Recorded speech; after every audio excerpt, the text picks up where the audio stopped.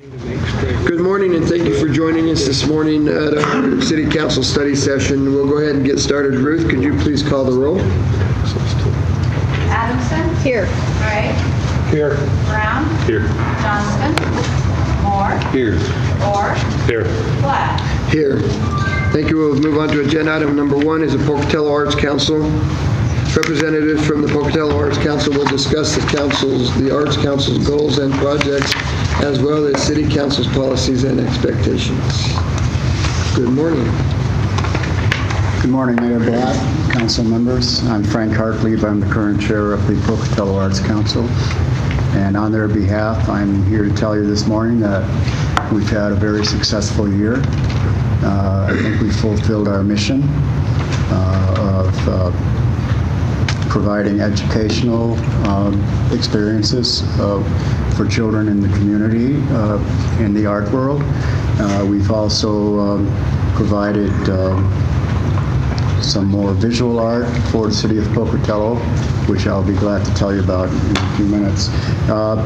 One of the first things that we did in this past year was to fund, in part, the traveling exhibition titled Through the Lens: An American Century, which was a collection of 31 historical photographs that were presented at the John B. Davis Gallery at ISU in October. Many of those photographs have been seen by some people, maybe in Life magazine, in their original format and so forth, but these were the very large-scale prints, and it was very well attended. There was a lecture in conjunction with that event, and so we were very proud and very pleased to join forces with members of the ISU Art Department and other community members to present that to the community. We also, in part, funded a program by Musicians West.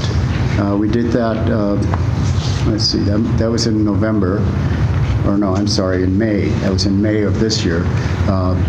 And it was a master class presented by Dennis Alexander, who, and this was part of the educational programming that we helped provide to the community. A master class in playing of piano, concert piano. It was open to young students from high school and college students. We funded $575 to that.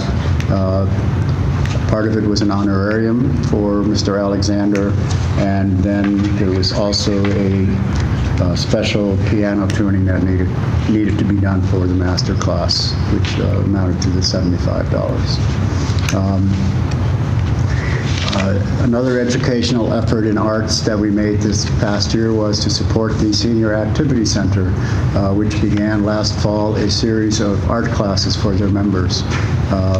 They did not have any supplies, and so they requested funding from us to support them by supplying brushes, paint, and so forth, and the council agreed to fund that in the amount of $300.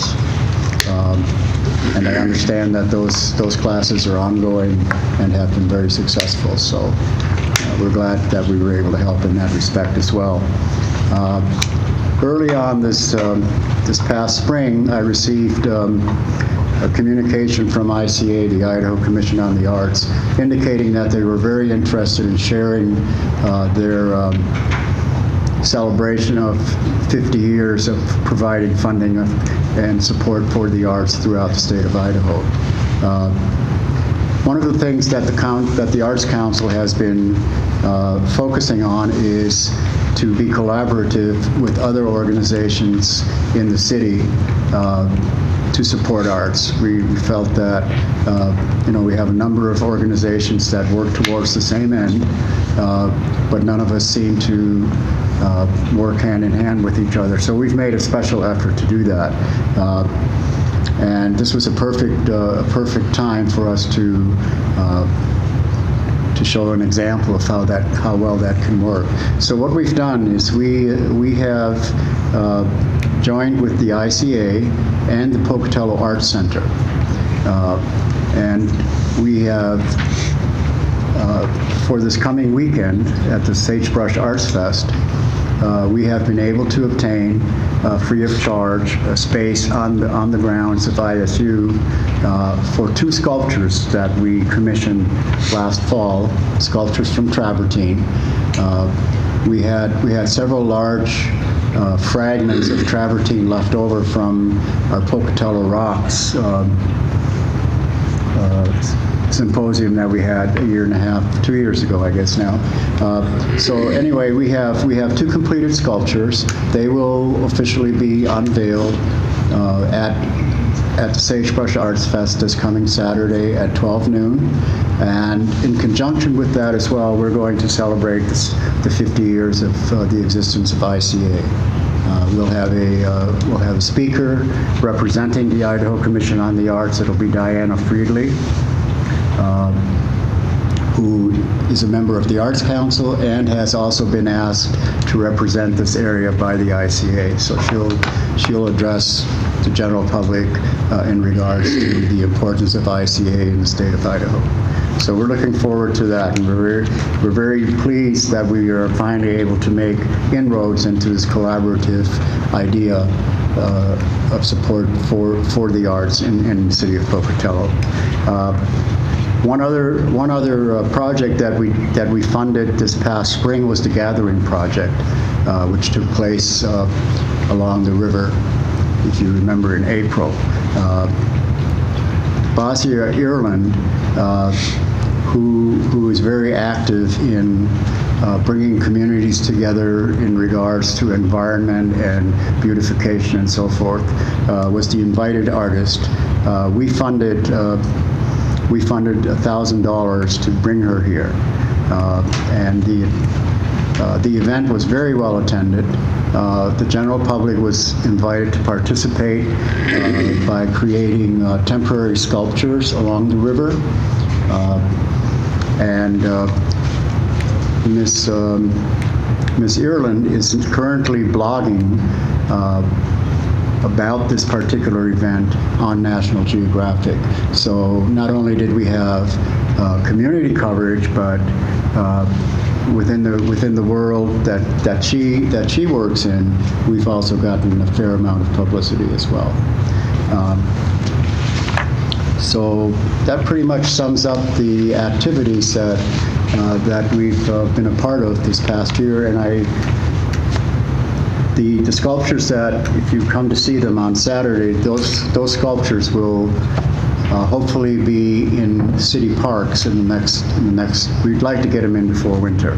So I will be requesting an agenda spot with the city council to request permission to proceed on the parks that are chosen after I speak with the. I'd like to attend the meeting with the advisory board for the parks. Is it Parks and Rec or? Yeah. So I think, as part of inclusivity and collaboration, we would like their input as well, and see what they think about places that have been suggested, and then we'll come to the city council, and hopefully we'll have those in place. And I'm sure that once you see them, you'll really enjoy them. One of them is just there to look at. The other one is something that you can sit on. It's a very beautiful bench. But anyway, you'll have time to look at that. So, do you have any questions for me? Council, any questions? I just might add, it sounds like it's been a pretty busy year, and it's been great. You've done a great job. It's neat to see what's been going on and all these projects, and to be recognized on a national level is incredible, so thank you. Yeah, well, we'll keep working towards making Pocatello a place where artists appreciate it. Thank you. Thank you. We'll move on to agenda item number 2, Planning and Zoning Commission update. Representatives from Planning and Zoning Commission will discuss the Commission's goals and projects, as well as Council's policies and expectations. Good morning. Before we move on, I realize we have 4 different slideshows, and so with all 4 different slideshows, I just want to remind you that we do have a total of 15 minutes, and that hopefully will be enough time to get through the slideshow and answer some questions, but we are busy. Sorry to Now take you only up your have time. 14 minutes. You only get 13 Actually, we'll only take 3. And then he can add it on to those. Then we can add it to everybody else. All right. Matthew's only speaking for himself. That's what I figured. Yes. Matthew's done probably as far as he's concerned right now. Yeah, I don't have a whole lot to say. Other than, good morning, Mayor and council members. My name's Matthew Lewis. With me this morning, I have Kathleen Lewis, who is the Planning and Zoning Chair. And even though we have the same names, we are not related. However, I do have a funny story to tell. Oh, geez. You're going to tell that. Remember, you got a time limit. Okay, well, since he gave us the time. And he also has a chair to keep happy. That's right. Yeah, it's kind of a funny story, but about a year ago, Kathleen and I were at the same doctor's appointment, and we were chit-chatting and whatever, and they called Kathleen and Matthew Lewis, and we both got up, and he took us to the same room, and they said, we looked at one another, and they go, you guys aren't a couple? No, and they go, and so they sent us to the different rooms. Yeah, it was actually pretty funny. And I wasn't insulted either. No, I wasn't either. I just said I want to go to the farthest room apart. That's right. Only in Pocatello. That's Small city. Yep. Anyways, so Kathleen's going to give you a rundown of what the commission has done. We really, as staff, really appreciate all the work that the commission does.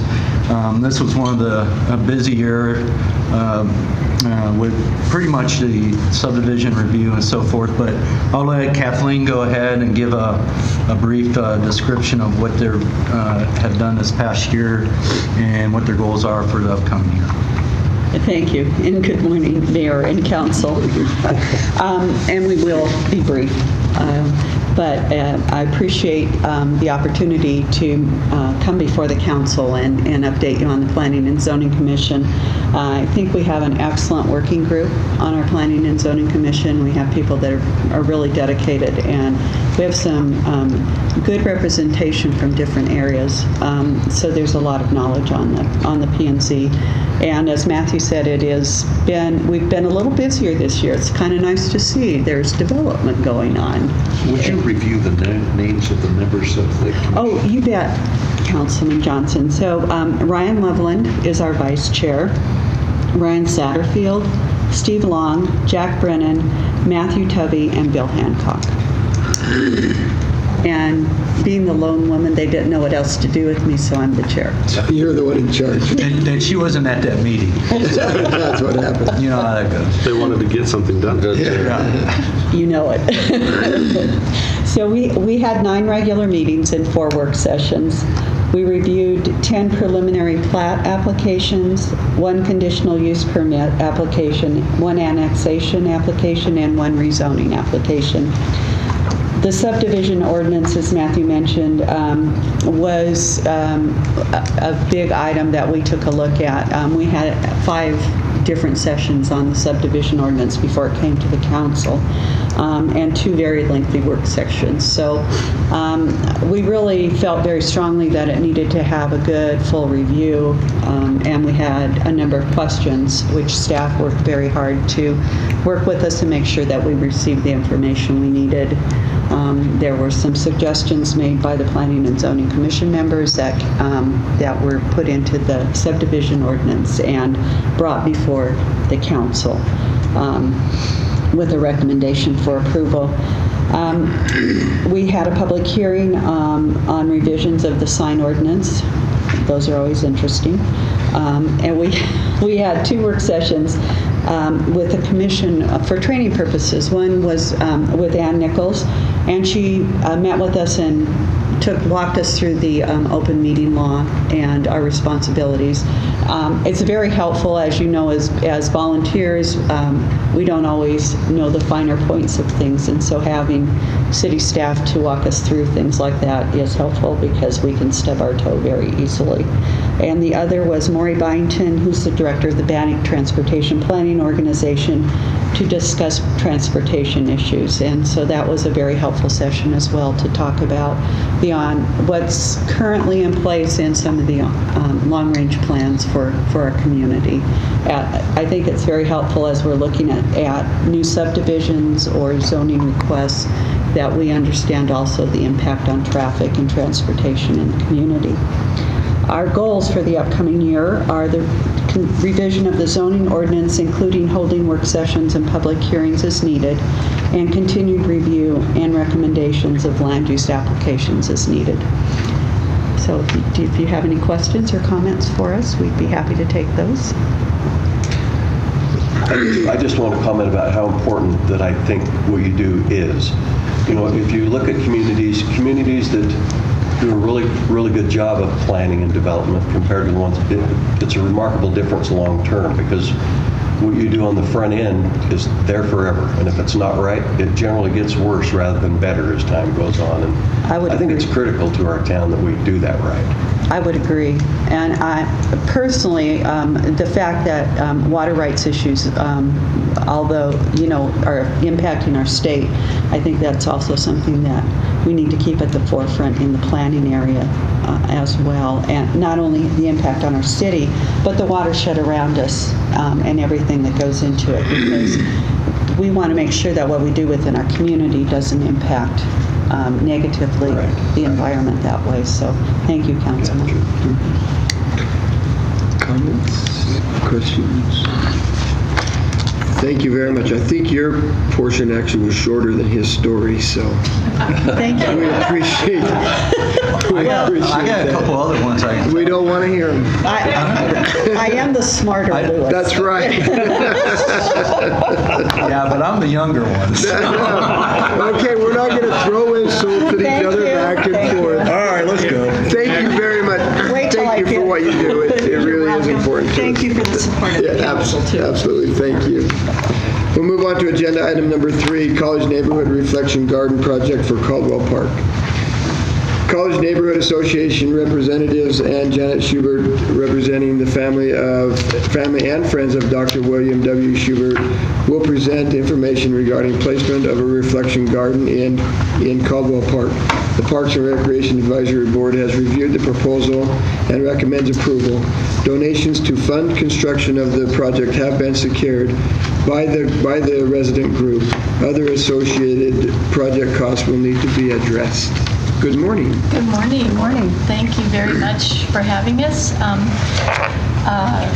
just going to introduce all of us, and then I'll turn it over to Janet to explain the project. I'm Shannon Ansley. I live in the college neighborhood down on 7th, and I'm a board member. Jerry Myers also lives in the college neighborhood and also lives on 7th. Janet Schubert, our project leader, and Ron Geigman is our construction contractor. So, Dr. Schubert was an obstetrician here in Pocatello for 34 years, and he is my deceased husband. Upon his death, his colleagues, family, and friends, patients, notably, all raised funds for a reflection garden or memorial garden for him, and specifically wanted it to be a meditation space. So I am representing them, and what I've done for the last 6 years is look for an appropriate space that would be agreeable to us and to kind of what they envisioned for this project, and selected Caldwell Park. Not to offend anyone, but we kind of prefer that park. We think it's a lovely place. That's where we take our kids. And when we decided that, we contacted Shannon, and from there have put together our group, and Jerry is going to go ahead and explain some of the specifics of that project. Thank you, Mayor and Council. It's good to be here to as was said before, if you want to get something done, you tag team with some great ladies who know how to do that. And so I've been impressed with how hard Janet's worked, and also Trissa Cameron and Shannon. I think that over the years, we've looked at a couple different sites and tried to find a spot for this. I think it's important to know that the project is fully funded. It's been designed by a landscape architect, Wade Peterson, who was a landscape architect here in town before he moved to Dallas, but still has some roots here, and Pacheco Koch as well. I think something else that's notable is that Dykeman Construction has stepped up to this, and we had a conversation I'm going to share last night, and it was at the Five Alive, so I'm not sure how much you drank at that point, but in any event, he's excited about this project, as we all are, and with the funding that's there, the project can be done and done well, and they've made that commitment to do that. Going through just a brief overview of the project, Janet said this is intended to be a small reflection garden. It's in the southeast corner of, proposed to be in the southeast corner of Caldwell Park. It includes not a splash pad, but just some small bubbling fountains. Water really is a part of life, and it's cooling, it's healing, it's just a great psychological element within parks and so forth. So it's really, there are some small bubbling heads that are in the park. As you look at that, and you have it before you, so it may even be easier to see, but in the upper center of that, you can see the dark rectangle. That would be the fountain area, or the bubbling area. Within the pad, there's indirect lighting, which is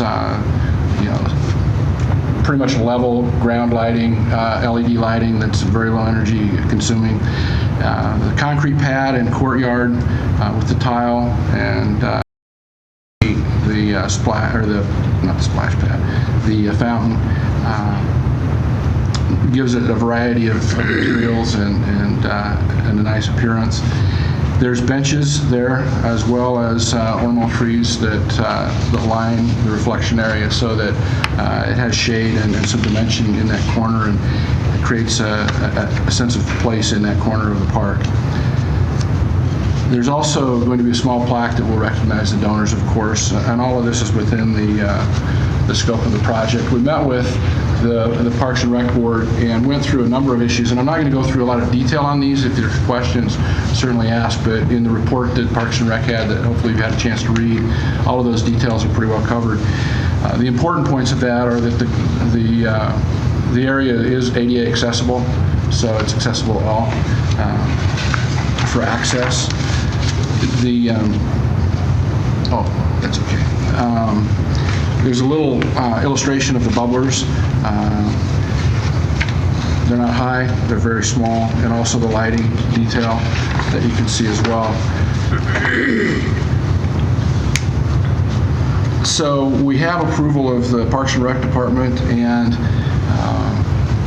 we'd like to know, Janet's been anxiously waiting and working on this, as she said, for 6 years. What are the next steps? She's gone through a lot of different entities and organizations and departments, and so we're here hopefully to answer any of your questions, and we'd like to ask for approval to go forward. I think this is a great example of how we get awesome projects done, because it seems like we never have the funds to do something like this, even though there's some great ideas out there. But I think it's awesome. I think it's a great project, and I think it's great that you were able to raise the money and fund it. I certainly would support it. My question is how you found such a refined individual as Mr. Dykeman to be associated with construction. I think that's really hard. Really? Top of the They went list. to Revive at 5, it sounds. There you go. A couple of questions here. Looking at the cross-section of the fountains, so this is just the fountains would be flush with the concrete pad. Your rendition here looks like it may be a faux brick stamp or something. So it's not actually a pond there or such, it's just... not a pond. No, it's flat cobble. And Yeah, flat cobble. The water that comes through the fountain, does it just evaporate off, or where does...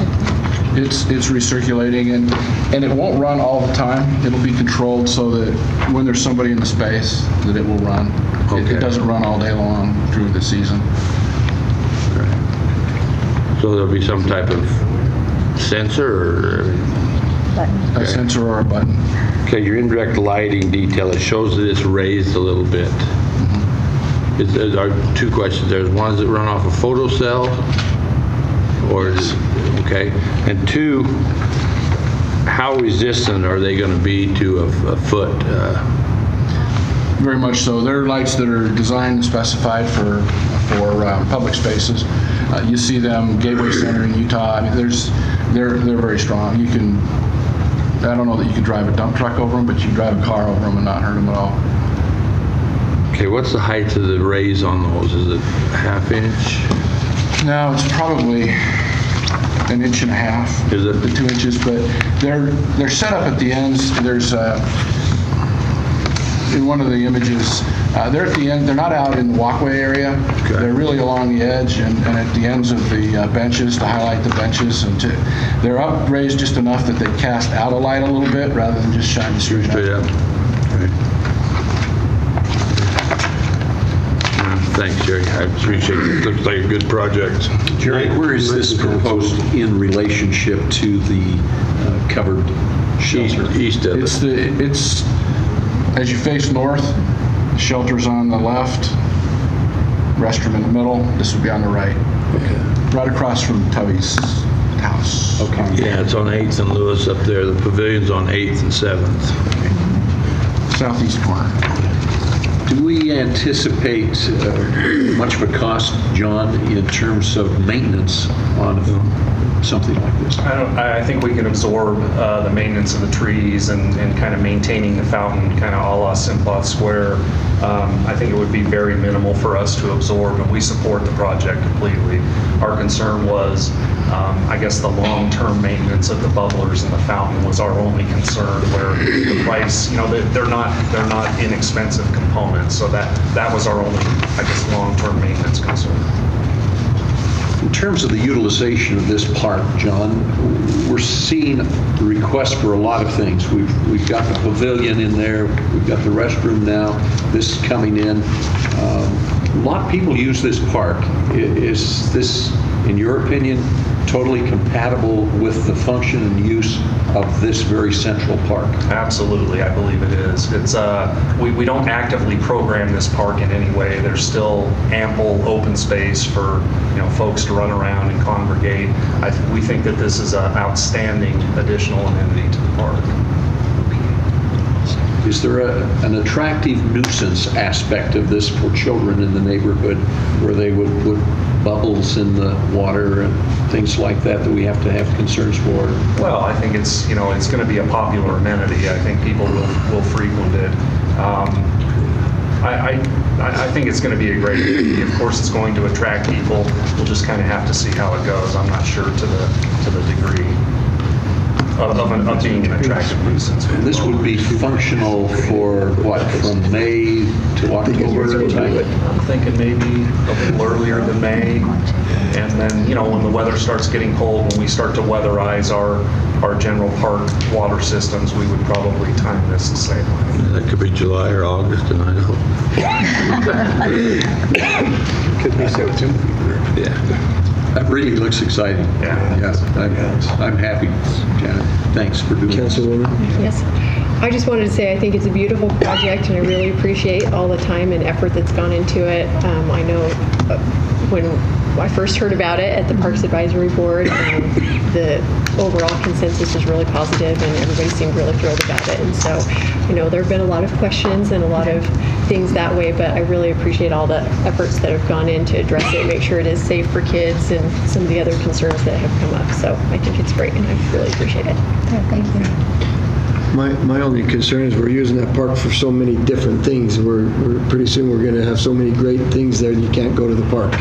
So But I think it's a neat project, and I'm actually really excited about putting bubbles in it right now. I appreciate the idea, Jim.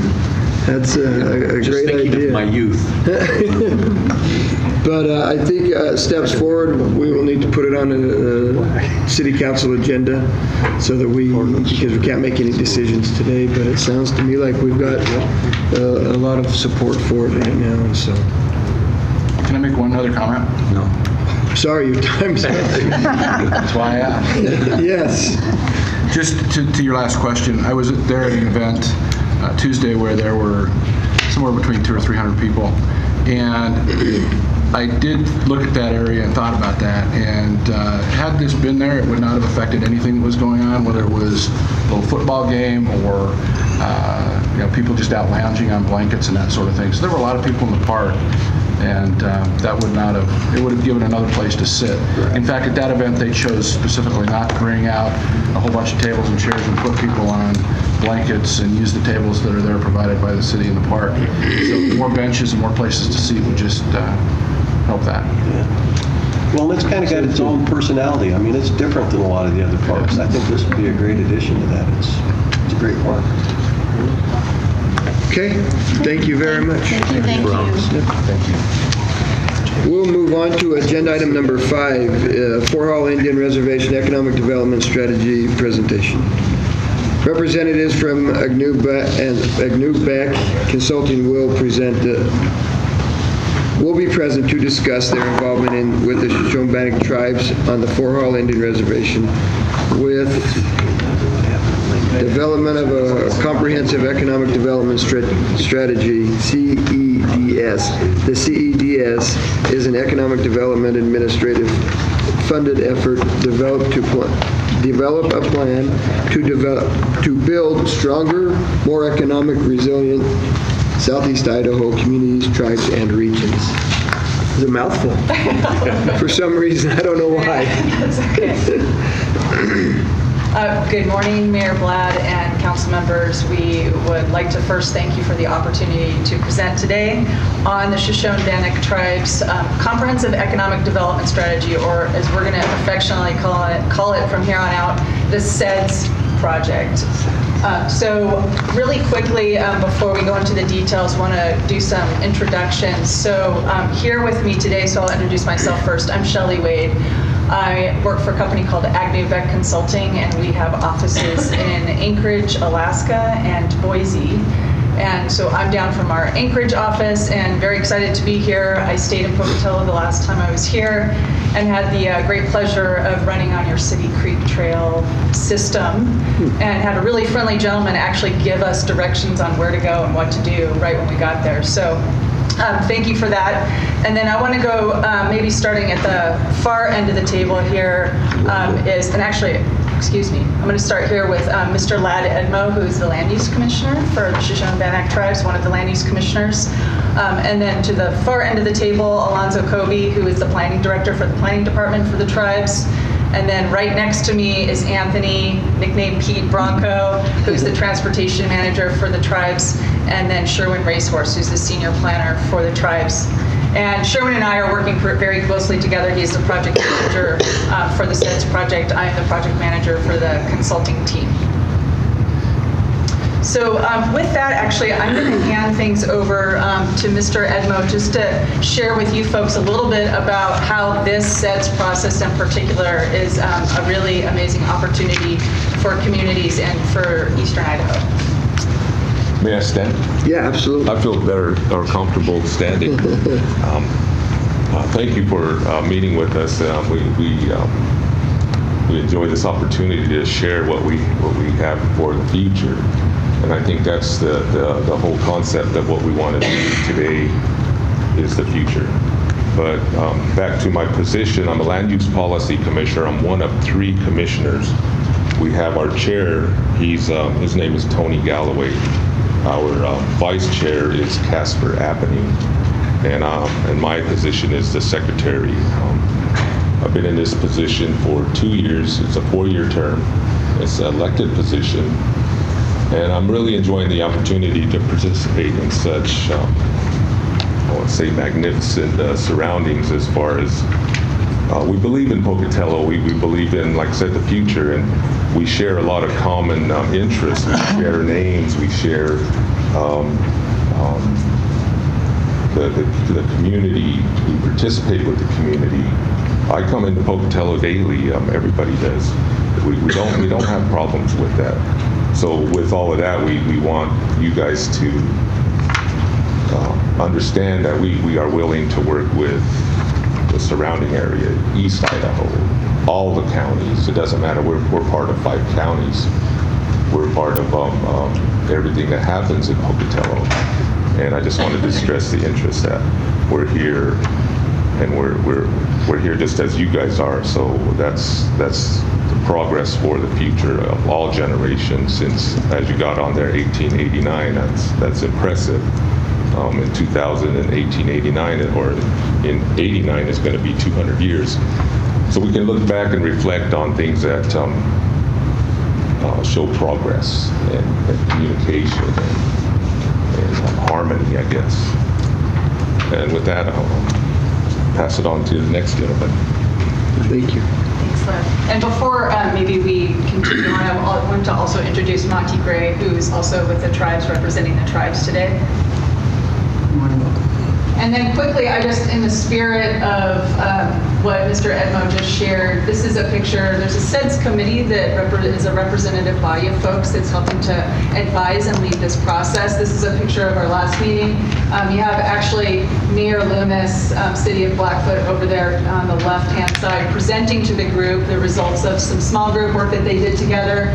And you also have folks, you have Jan that represents the Regional Economic Development, or Eastern Idaho Economic Development Organization, Bob, and I'm going to forget Bob's last name, but Bob representing the Howard County, and then you have, of course, folks representing tribal entities. So we're going to talk a little bit more about that as we go, but we have a great representative, very active body that's working on this in the spirit of collaboration and togetherness. So I'm going to hand things over to Mr. Racehorse to give you a little bit of a project overview. Thank you, City Council. My name is Sherwin Racehorse, tribal member, and also the senior planner in the planning department. And in the planning department is new, meaning that we're all new staff people. We initially adopted American Planning Association typical job duties and responsibilities. So we're members of APA, and we're also seeking certification. Given that, we wanted to be known as the planning department that produced, that we've seen a long drawn-out process for planning to generate the comprehensive plan. It took too long, and so we decided we were going to apply for federal funding with the Economic Development Administration. We made application last year, and we were successfully awarded $95,000. And the top end for the awards were $100,000, so we just came a little under short. And I wanted to point out and thank the mayor and the members of the city council who participated with the Fort Hall Business Council. And I took pictures of that, and I want to send it to you. You know, it was a group picture, and that day there was mutual respect. And you know, and we want that again. We want this SEDS process to start a rebuilding in partnership with the city, with the counties. You know, given that a SEDS, what is a SEDS? It is obviously we know what the acronym means, but it is for us, it's a replacement of our comprehensive plan of 2010. So we're focused on that. Yes, we're going to focus on the reservation, but one of the federal requirements for the money is to reach out and conduct a regional stakeholder process. And that's why we're here. We're asking you to consider participation in our forum, because together I think we can mutually benefit. We're looking for economic development initiatives in local government within our region that benefits us collectively. So Given that we hired Agnew Beck, if we reflect back to the old EDA concept for a overall economic development plan, the SEDS replaced that. Some of you may be old enough to remember the days when we had a comprehensive plan. We called it the Peterson Plan, but it was a long-term vision that we implemented. So we plan on an implementation part of the SEDS. And I think in your packet, you'll see a timeline, that kind of lays it out. And we have a contractual obligation to complete. We're not going to beleaguer the issue. We want to produce a viable, productive plan that is mutually beneficial for everyone in our area, in our region. Good? Yeah, great. So as Mr. Racehorse just shared, we do have a project timeline, and we just wanted to share a little bit with you about the progress that we've made to date. This is pretty difficult to read here. You have the packet there, and I can definitely provide an electronic version. And we have some updates to this. So we have had, I'll go ahead and flash forward to something that's a little bit easier for you folks to read that shares. We started with the development of the SEDS committee itself, and so some of you, and hopefully all of you, received a letter from Chairman Edmo requesting your participation in the process. And so since then, we have had about 20 to 30 active folks that have come to the 3 meetings that we've had. So we've done these SEDS committee meetings in conjunction with business council meetings. So we'll usually bring the SEDS committee together, do a work session, talk about some of the things that Mr. Racehorse mentioned in terms of economic vision, or those things that are barriers, or those things that are really opportunities for economic development. And then also, what are some real tangible projects that the communities or the tribes in partnership with the city of Pocatello or Power County or whomever could be working on together to achieve economic development outcomes, positive outcomes.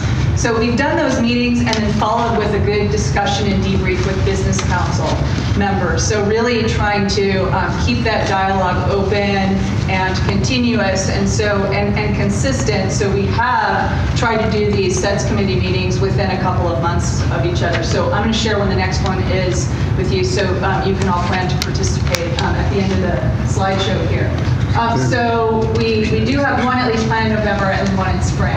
We've had over 40, we've done over 40, this is incorrect, over 40 regional stakeholder interviews, not meetings, that would be exhausting. Probably will add up to that in the end, but we've interviewed a lot of folks representing the different municipal bodies and regional organizations and tribal departments, tribal leadership. And then we've done, of course, an extensive review of the past planning documents, existing documents. We have a draft demographic and economic data profile that is also a required component of the SEDS. Helps us understand what is happening today. What are the current economic conditions that we should understand, not only for the Fort Hall Indian Reservation, but also for the region as a whole. So we're going through that process, and then I'll share just a little bit with you. We have a draft of the strengths, weaknesses, opportunities, threats analysis, and the potential projects list. You have those with you in front of you today. As a starting point, they're pretty dense, so a quick read is probably not possible, but definitely looking forward to your reflection on those as we move forward. I just wanted to mention quickly that with the SEDS committee, the roles and responsibilities are those to act as an advisory body and really to provide recommendations to the Fort Hall Business Council to provide input and recommendations that provide a regional perspective on what are some of these collaborations that provide positive economic impact. So new jobs, new businesses, increased revenue for Eastern Idaho, not just Fort Hall Indian Reservation. So these are some of the responsibilities of the SEDS committee, of which all of you are definitely invited and encouraged to participate. And as I mentioned, this is a representation, just a snapshot of who has participated to date. So I mentioned the data profile. I'm going to quickly run through these because I know we're short on time. But we have started the process of the data profile, and a really important and critical starting point for that profile is to provide our non-tribal partners with a better understanding of the Fort Hall Indian Reservation and the Shoshone-Bannock tribes. So we've heard over and over again, I think in our SEDS committee meetings, that a lot of the non-tribal partners really feel at a disadvantage because they're unable to really make informed decisions or have the right communication potentially or know how to collaborate with the tribes because they just don't have the education.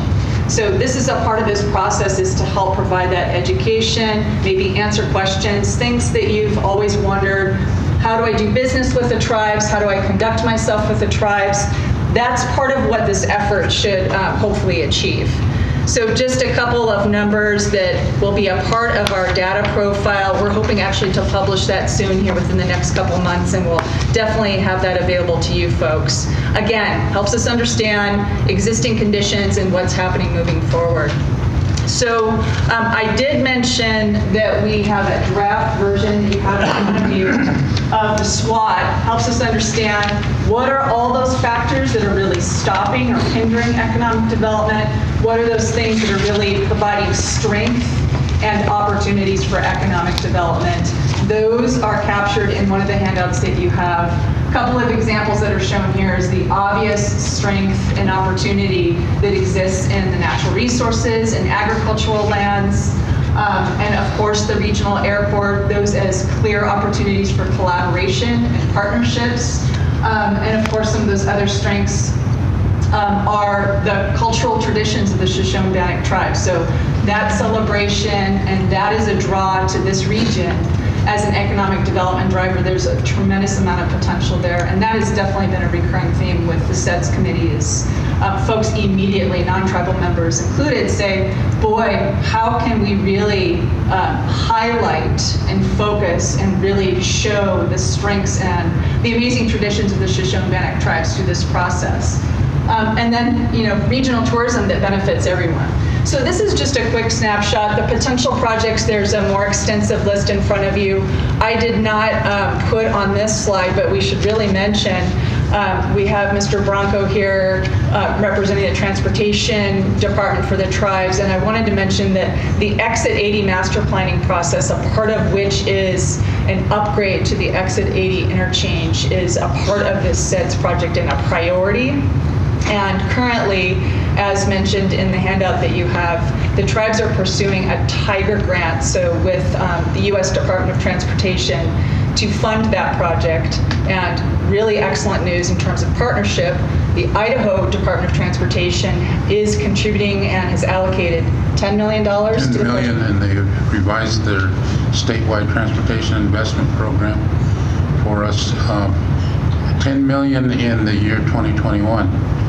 So we're gearing up for an additional $15 million in transportation investments in that area, for a total of $25 million. So that's one part of, so that transportation piece is one part of that master plan project, which is really this effort to create new businesses, new retail space in that area off of Exit 80, and then also in general make a more bikeable, walkable Fort Hall community. So the details there, we don't have time today, but I am almost 100% positive that Mr. Racehorse or Mr. Bronco would be willing to have a conversation with you folks about that Exit 80 master plan and the details there. And some of the specific projects that are considered. I also just wanted to mention that the tribes also just recently received a grant to do a feasibility study for a fresh pack facility. So those are potatoes, if you can't see. You guys would recognize them. I showed it to people in Alaska, and they were like, are those rocks? Anyway, those Alaska people. They taste better than rocks. They taste a little bit better than rocks. So I just wanted to mention those as just some of the momentum that's happening, the positive momentum that's happening through this process. And she left already, but Kathleen Lewis is on the SEDS committee, has participated in all 3 meetings. She wasn't going to be able to make it to the November meeting, and now she is, and she's going to bring her planner with her who worked on the statewide comprehensive economic development strategy. So just making sure that there's some real synergy and partnership, and we're all communicating with one another moving forward. And I know I'm getting really close probably, or almost out of time, or already over, and you guys are being very generous. So in terms of immediate next steps, we have, as I mentioned, we've done over 40 interviews with different non-tribal and tribal partners, and would really love the opportunity to speak with each of you individually, one-on-one, or as a group, or whatever your preference, just to get a sense from you folks, or what are some of the things that are concerns for you looking forward, 5, 10, 15 years. We didn't mention the SEDS is a 5-year planning document, but with that in mind, you have to have a long-term vision to be able to plan for your next 5 years. So we really love to have that opportunity to meet with you one-on-one. I'm here through Friday, but back in November, but definitely could talk with you through a phone interview, or got a couple friends that are not here today from Agnew Beck that are in the Boise office that would be happy to make a trip over to speak with you. So that's an important part of it, is really getting your individual perspectives and perspectives as leadership for the city of Pocatello.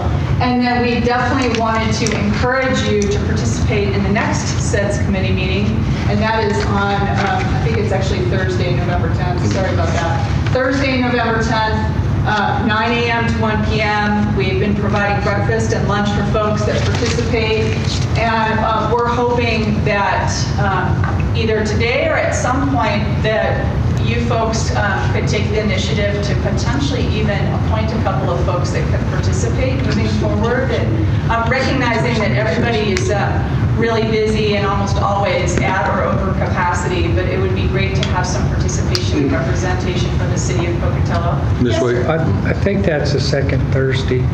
Yes, that's You'll the notice problem. where you are on the second Thursday. Yeah. That prohibits us. Oh, gotcha. Okay. Did you get my email? I sent you an email regarding that. Okay, I did not, but so we can press pause and can I get back to you on that? Well, that'd be fine. Yeah, because we haven't heard it. We're early enough in the game in September that I bet we could probably recalibrate and find a new date that will work for most folks. So the question is, what works for the city council? Well, on the second Thursday of the month, we always have our study session. Okay. And that goes from 9 to whenever it's done. And Mayor, I believe we can accommodate yourself or the city, because we really want your involvement in this. So we can accommodate you for the next meeting. Yeah. Why don't I get back? Who would you like me to get back with? You can touch base with me. That'd be great. Yeah, and I'll touch base with you and let you know later this afternoon. Perfect. Yeah, that would be great, and then we can send out an updated invite to folks. So we would greatly appreciate that. So I think that is most of what we had to present. Mr. Kobe, did you want to share any comments? I guess me and Anthony was the cheerleaders today to come here, but Mr. Mayor Blatt and City Council, I just want to take this opportunity to thank you for meeting with us today. And Heidi, congratulations on the new recent appointment to the City Council. I believe you guys are doing a wonderful job for the City of Pocatello. I can go on and on about what we were doing in Fort Hall, but we just want to make southeastern Idaho a better place for our children. And I've known the mayor for years and years and years. I'm sorry. You want all the good work that you've done for the city. Thank you. Thank you. Thank you. We got one more. Mayor Biden and council members, I'd like to echo what Mr. Edmo and Mr. Racehorse said. I know we sometimes have our differences in that, but we need to move forward in what we're doing, because we're all involved, as communities, One of the things, like when I was with Mr. Kobe and his administration on the council, that's one of the things that, things have, as time has gone, a lot of things, issues that we don't want to discuss, we keep pushing it under the rug until that rug's full. But I think somewhere, and I always pray, some way, somehow that, we can move forward so that, we have a better relationship and work together, because together, as a team, we can accomplish things. And like what's going on right now with this ed, it's awesome, I like that. Especially getting with Ed Belay with IDT and working together and getting things together.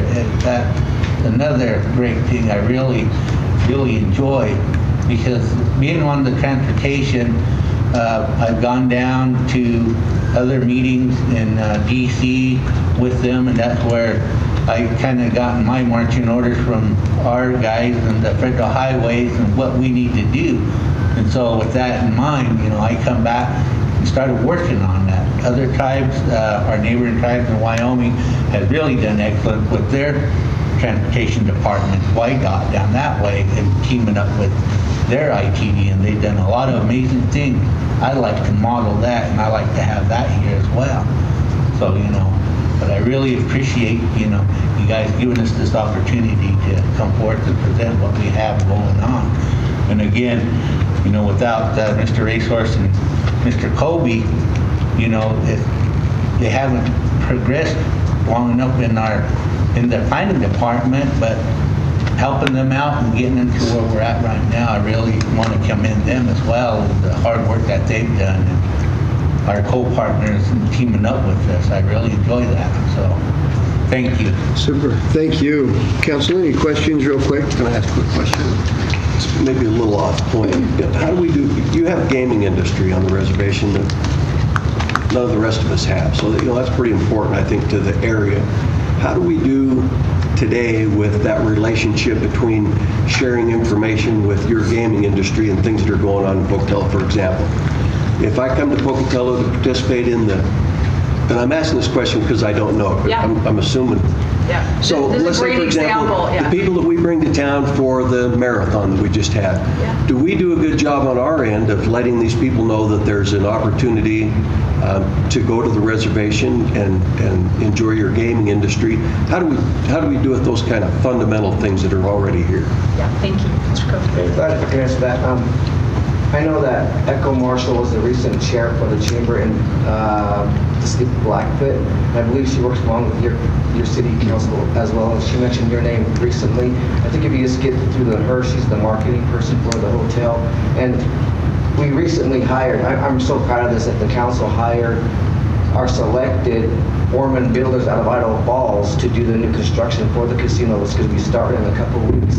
We want all the work to be here in Idaho, and all those subcontractors are from the city of Pocatello, Blackfoot, and our Idaho Falls, so we're really proud of that. That's a $35 million project. So, but back to your question, is you can reach with Echo Marshall and other marketing department and our hotel manager there. And to that point, Echo works very closely with the chamber here as well, and she's Because to me, that's a real mutual opportunity. If I'm a tourist and I'm coming down the freeway and I happen to get off in Pocatello for whatever reason and doing something, I should know that there's this opportunity. And in the same way, if they get off in Fort Hall, I should know maybe there's something interesting going on in Pocatello. Just seems like a good place, right? Yeah, that's a prime example, and definitely something that's come up in the SEDS committee meetings. How can we do some kind of collaborative strategic marketing for Southeast Idaho? Yeah. super. And thank you so much for taking the time to come. I know, like Ms. Wade said, everyone seems to be busy, plenty busy, and so we're appreciative of you taking the time. I remember a statement I observed in a movie one time. I guess I need to read more books, I guess. If you can watch it on TV, why read the book?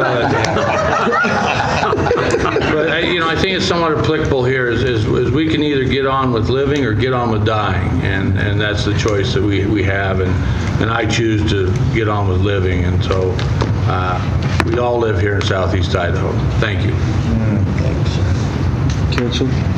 It sounds like you're going in a great direction, so thank you very much for your time and your presentation. Thank you. Appreciate it. Thank you so much. Yep, thank you. Thank you.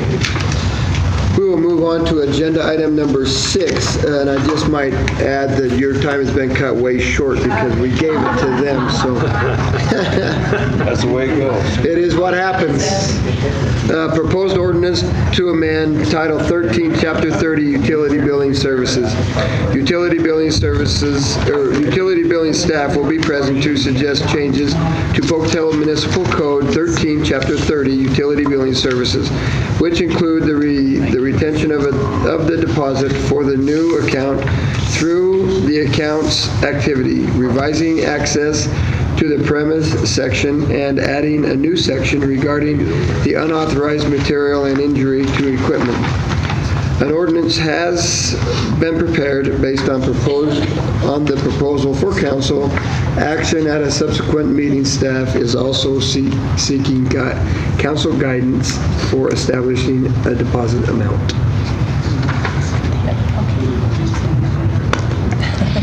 Well, good morning, Mayor, Council. Cindy Robbins, Utility Billing Director. Our Chief Financial Officer, Joyce Roshein, is joining me today. And so there is 3 things I'd like to cover today. Obviously, the deposit, whether we're going to leave it as it is, make any changes, and that's due to the collection situation I brought forward to you guys back in November with our budget reconstruction. Second thing is if we will like to make the change and leave those deposits on the accounts until the account's finalized. And then thirdly is accepting that ordinance that does show the wording to support our resolution fees that we put in there. So start off, first slide here is information for the deposit chain. And this first example, the winter example, that's an actual collection that we sent off. And it shows the range. I broke that out just so we could show that how much is actually due on an account. And the percentage compared to the total down there, there was 27 accounts that went at $6,332.35 is what went to collections in January 2015. The percentages there show, like it says, the amount towards that total. The over 300 is where you got 49% of your accounts. These totals here are without, these are subtracting this deposit currently of 65. So this is after our current deposit. Okay. The summer example, you'll see that it went up a little bit. We had 45 accounts, 10,619 at the bottom there. We have 52% of those, that money was over the 300 mark. Again, you can see how those percentages broke out there for the amounts that were being sent and owed. Yeah. We had on the winter, we had 7 accounts that had no deposits. 5 of those were property owners, 2 were renters. 70% of those accounts that went in January were renters, 30% were owners. It's kind of to see, but our property owners that have no deposit, they have the ability to do that since we return it, and so they have the ability to have that return because they usually live in their places longer than our renters do. Then you'll notice a comparison with the summer example. We had 7 accounts that didn't have a deposit, 4 were property owners, 3 were renters. But 80% of those accounts that went to collection were renters. 84% of those accounts were renters, 16% of those were owners. The next slide is I took those dollar amount of the summer example, the one that had 45 accounts and $10,000. And I did this example to show that if we would have had, using 3 examples, if we would have had a $150 deposit, a $200 deposit, or a $250 that would have come off those amounts before they went to collections, the difference you can see how that would have changed that collection report that went. And this is off the summer one, not the winter one. So the first example, if there would have been a $150 deposit, you'll see that the percentages shifted because it obviously takes the money off the top. So that the 52% went down to the 38%. There was 35 accounts versus 45 at an amount of $4,451 that would have went to collections. That was a 58% reduction just by having a $150 deposit on those accounts. The $200 deposit, same thing. There was a 72% reduction if we took $200 off those accounts, bringing that down from 45 accounts to 21 at an amount of $3,025.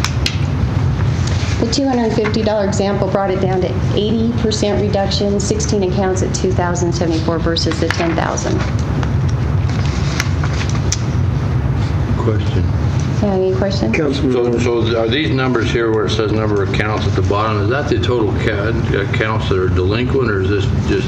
These are the ones that were finalized with the balance and went to collections. That's the number of counts that went just during that month. During the month. So is that just typically, I mean, are these additive here? I mean, if you go across, so you got about 80. You mean, are they typical of every month? So every month we're adding another 30, well, go back to the other page. Adding that many accounts, would you say that, Cindy? That we're doing that on a monthly basis, that many accounts are going to collection every month? Well, let me just make this easier. Okay, how many accounts do we have as a city that are beyond the 3 month or whatever criteria is there? How many do you have in collections? Is it 100, 200, In 300? November, I'd reported we had something like 3,000 something accounts that are in collections. We're close to 600,000 that's sitting there as of November that I calculated and gave to you. It depends. If they're delinquent, we're first of all shutting them off and trying to get those collected. The ones that actually make it to collections are the ones that have skipped, not paid, and they leave us with that balance, and that's the collection part. I will talk about show what shutoffs are a little bit later if you want to see is that answering your question there? Well, yeah, because, you know, if you look at this, it's 80 accounts doesn't seem a lot relative to the number we have, but if you've got 3,000 accounts that are been turned to collection, then that gets them to be a much bigger number. Yeah, this is just a 1 month snapshot. Okay. 3,000. Okay, a few things to remember. Our collection accounts are 100% of a revenue loss to the city if they're uncollected. Example, we tried to run from January through December 2015. We turned $55,666 was turned to collections. And during that same time frame, $10,606 was collected. So the percentage of our recaptured revenue is 21%. So that kind of, it's a money thing. I look more at the money than the numbers. Councilman Orr, sorry about that.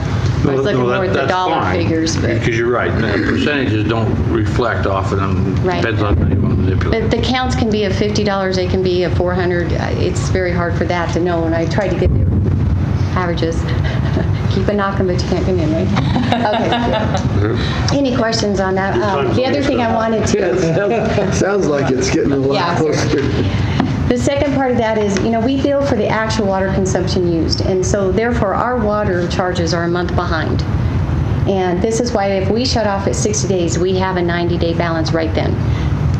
And so that's just something to keep in mind, that's why we're running a 3 to 3.5 months by the time they're shut off, and it could be a little bit longer when those accounts go to collection, and that's what makes that account the longer you give them, the higher that amount due is, and then that's when it fits into the collection is at what point do you want to try to cover those. You never will recover every cost. If we put a $300 deposit on there, you're still going to be about 13% uncovered. You just can't. Our $65 deposit covers about 23%. Just so you know. When I need to see how we're separated. This is lost to the water department, right? Well, it could be a combination of sanitation, water, and sewer, because usually people have all three. Okay, but are these figures calculated in the study plan that we have? I believe so. So we have addressed this loss to a degree by the study plan. That would be correct. It isn't that you're putting yourself at risk that way, but the goal would be still to collect as well as you could. So that the next time you do a rate study, if those losses have diminished, your rates are going to go up less, because then all of you that are paying your bills are not going to be the ones to recover those dollars that were lost because of lack of collection. That sounds a lot like how healthcare works. Or shoplifting. So hold on. I don't think Roger's done with his question. So you pretty much explained it, but what we're really addressing is 3 different departments: sanitation, sewer, water. And what we're trying to do is, if we hold the line here, then we probably won't have to do as much in our increases. That would be correct. That's the thinking. A lot of what she has done in the past year is to keep the money flowing completely in a timely basis. That's when she went to I'm trying to think of sending out the late notices on the first month. That's to get people to pay their bill more timely and make sure they're paying, not to incur late fees. We're not really trying to make our late fees go up. We're really trying to make those go down, and also to get the monies in, because the more we do of that, the less we have to recover dollars when we go to the next rate study. So it's an important element. So are we advocating deposits, or are we advocating faster shut-offs? Well, I'm going to hit that a little bit later, so thanks for asking, because the deposit isn't the only way to reduce your risk. You're right. And that's what I was saying. We're right now to 90 days, and you can keep a deposit lower because your deposit really is trying to say, if we're going to look at a 2-month balance, then we want to kind of have a deposit that's going to cover a 2-month if something goes wrong. Right now, our 65 doesn't cover a 1-month balance. Well, what I'm looking at too is if I'm a renter and I've got to go in and cover first and last month, or maybe a deposit or something, and then I've got a deposit here, and if I'm a renter who has a bad record and I have to put deposits down several places other than just the house, it could be cost prohibitive. So to me, it would seem like it's got to be a combination of deposit and faster reaction to delinquency. Not having water, not having sewer, we can't shut sewer off, but we could not be picking up sanitation and pick up that stuff. It'd get their attention faster. Councilman Johnston. Once someone is delinquent and we try and collect from them, do we get a judgment against them or anything like that? We don't. We send out the notice, then we send out late notices. We send out automated phone calls. Most of the 80%, 84% are renters. It's very hard for us to get judgments against them who don't own the property. It's expensive. We have never, we don't ask the property owners to pay for the renters. Right. And so it's very hard for us to take action like that where the majority of ours are renters. We have a great college town. If somebody wanted to buy a house and they had a judgment against them, it's got to be paid before they can get that house loan. That's right. I'm wondering if we shouldn't just be a little more aggressive in terms of... Well, when we turn our accounts to collections, it will show up on their credit report. So a renter or anybody, if they go to do anything different, that will show once it's gone to collections. And it's whether they're still going to stay in the area. We are a college town. They can get their degrees. They can go somewhere else. If they're here, it's easier if they leave state. One of the hard things about collecting anyway is, it's a funny way, but it's the way it happens, is we only know if they're going to skip out on us. The last known address we have is the one they just moved out on. So everything we mail them goes to the address that they just moved out of. We don't have forwarding addresses and everything. So that complicates our collection efforts right there from the get-go. And then where we send out 3 collection letters, they start coming back as undeliverable, we know, but we still send out 3 letters, 3 months. We are almost 4 months before we'll send those accounts to collections. That's 4 months they have that they've skipped on us. It makes it even harder to locate these people. Mayor, can I ask a question? Sure. How does our business compare with how Idaho Power and Intermountain Gas deal with this? I mean, what does that look like? They're a bigger, I guess. They don't even have people. You can call up on the phone and they'll just sign you for service. Whether you own the home, you don't have to provide proof. If you've had a history, then of course they're going to make you pay. We try to make sure that when people come to our office that we know you should be in that home. You need to provide us with your lease agreement or a warranty deed. So we take those extra steps to know that you should be in there. We are looking for those collection accounts and try to collect them.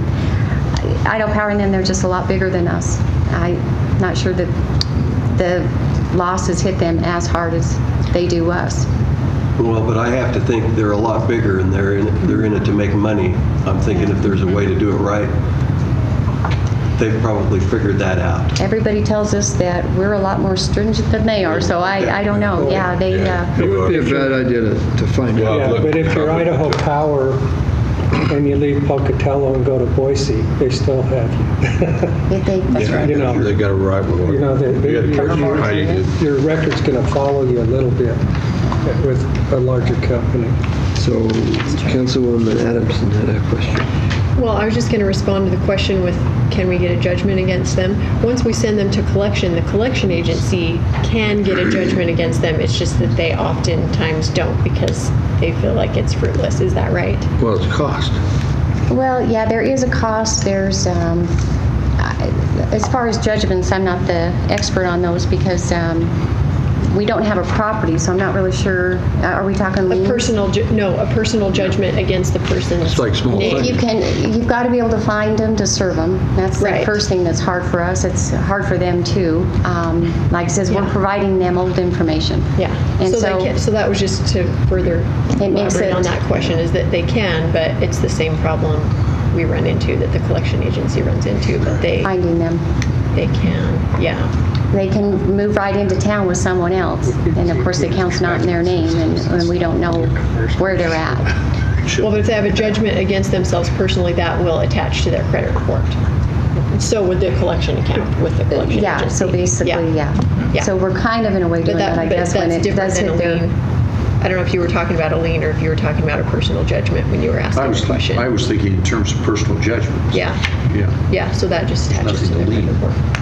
But we've had these discussions about this, and again, it goes back to the difficulty of serving them.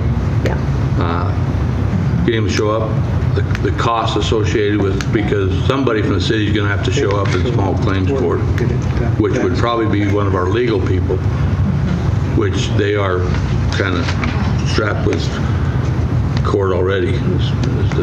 So, I mean, I don't remember what number we were talking about, but it was several $100s to get a judgment against somebody. Yeah, and you start tacking up all these costs, the cost to file, the cost to be there in court, and then all of a sudden, have you now spent more money to recover the money than... Well, we'd want to hire some more people to do all this. Well, I was going there, but It'd be a full-time job, wouldn't it? Well, sometimes you have to sit back and say, how much is it going to cost me to recover? And sometimes it isn't in your best interest because you're going to spend more money. Sure. I hate saying that, but it really comes down to that. You'll spend more to get there. That's why rules in place to kind of keep it from happening in the first place, going to collections, is the better course. Is all the deposit paid up front when you start the service? Yes. Has there ever been a consideration to, if we look at making that higher, that you put a certain amount up front and then we charge so much a month for, say, 6 months, for the first 6 months to build that deposit up without maybe putting such a big squeeze on them at the front end? Great question. The problem is a lot of our renters, maybe 1 semester, 4 months. There's a lot of times we don't get that 6 month with. But you still might them. get 4 months. You might. If we've actually had accounts that have opened and never paid in that whole time that they've opened their account. So it's a different type of risk. We're still asking for them to pay over that time and then. Would you say the bulk of the problem that we have here are from students or just renters? They're renters, yes. So, speaking of the deposit, have we ever done a credit check for these? And maybe if you're going to have a deposit, if you have a better credit, the We lower don't your have a way to deposit would check for those credit scores. Again, the problem is if we're looking at trying to reduce the risk to the city, you need to say anybody with a high credit score, things happen in life. They can lose their job, they can get divorced, they can die at a very young age and things. And no matter what, if we have a 2-month, 3-month balance on an account, that is your risk. And so that can happen at any time. hate to say I would think it would mitigate that quite a bit, though. I mean, you have, things happen, life happens, but charging, somebody with a great credit $300 and charging somebody with really poor credit $300, I don't see it equal there, Well, the other thing you've got, as I said, it's not always based on a deposit if you want to go that route. I passed out a couple of tables, and those are from the Association of Idaho Cities. Interesting information. One of them shows what the other cities requires a deposit. The other one is their termination policies. And City of Buell was actually one that they require $255 deposit for renters only. But their shut-off practice is once you hit $250 delinquent, you're shut off. Well, they have a way, they're not metered obviously because there's no way we would be able to do that because of our fluctuating water. But they have a fixed thing. So they're able to say once you hit 250, it's like that. Swipe that credit card, you're good to go for a little while again. You got a credit again. But they shut off right there at 250. They gave themselves a $5 leeway there on that deposit versus. Now if an owner is shut off, then it says that they will require the owners to pay the $255 deposit as well. Again, it's how long you want to go out. Some cities will shut off after 30 days. Like it says, we're looking at 90 days. We could back that up 30 days. We could have a lower. Maybe you want to leave it at 65. That's great. We back it up and we shut off earlier 30 days sooner. Is that going to be a lot more shutoffs if you do it at 30? Well, the nice thing about it is when we started sending out these first month late notices, that was a huge help to our shutoff. We used to be up in close to 50s per week on our shutoffs. If you look at this screen here, you're seeing that we've got 20, we've got 29. Those first month late notices have really reduced the amount of shutoffs we've had. I've also been tracking how many late notices we sent out versus the phone calls that we used to send out prior to those first month late notices. We sent upwards of almost 300 phone calls 2 days before a shutoff and prayed that came down to a number we could handle on shutoff day. Well, right now after the first month late notices, we can have 239 that would have been shut off after that first month late notice that have not received calls, but that is still less than what we used to send out. So I'm thinking if we did back it up, we did send out those phone calls because those are not receiving any now. I think again, it would be a slow process again, but we could eventually start getting that down and yeah, I think that it would be. And that actually conforms with our ordinance a lot more. Our ordinance does say our bills are due and payable monthly. So. Okay, Councilwoman. Okay. So first of all, I want to say, I know I have talked to you before about this, but I really appreciate the fact that you're looking at this and you're trying to manage the risk to the city. I appreciate that a lot, and so I'm grateful to you for looking at that. I agree with you 100% on once somebody pays a deposit, we should not be giving it back to them because they've already paid that. That's not really an inconvenience to them, like the concern that was brought up of, when new renters moving in, they have a lot of expenses. Once they've already paid it, let's just keep it. Let's not give it back. So I support that part 100%. I do have an issue, like I told you before, with taking it like to 300 across the board, because I think in a situation where you have somebody that moves to town and they come in and they say, my credit score is over 800, and you tell them you have to pay a $300 deposit, they're going to be like, that is really a little bit ridiculous. So I would really like to see us do it in tiers, and it looks like Boise has kind of a similar, I was just looking at this table that you gave me where, yes, let's charge the 300 if they are a poor credit risk, or if they've had delinquent bills with utilities in the past or something. Let's implement something like that, because I'm looking back at your graphs that you gave us on the first, or your tables that you gave us on the first couple pages. So for example, summer from August 2015, you had 7 accounts, 84% of them were renters. I want to believe, and I know you don't have the data on this, but I want to believe that the majority of those were probably a lower credit score and were probably a higher credit risk. And so I would think that we would take care of the bulk of those just by charging essentially the people who have kind of had a history of being a little bit of a deadbeat. If we were to charge them the higher, then that would be fine. And it's kind of something that they have made a personal decision and done to themselves.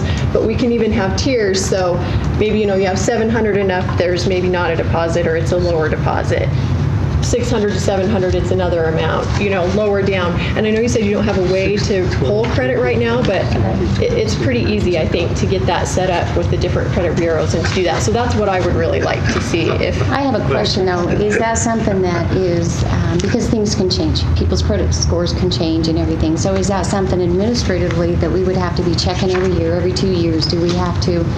If it were me, I would say it's whatever it is when you sign up and we don't reevaluate it. If you think that's unreasonable, I would say charge them an administrative fee. Say it's going to be an extra, $35 fee for us to go in and rerun your application. And if they want to pay $35 to get back some of their deposit, I guess that's their choice. Or you could just say no across the board. But I would think it's whatever it is when they first start up. And you leave it at that. I would think if you go down that road, then the minute they become late or they go on the shut-off list, then a deposit becomes required. Yeah. In other words, I'll let you buy on your credit score up through this point. Right. And then once you prove me wrong, then all of a sudden you become in the category of having to make the deposit. That's why I liked what Boise said about it's if you're a poor credit risk, but also if you have a history of being late with the utility in the past or whatever other criteria that you would want to come up with.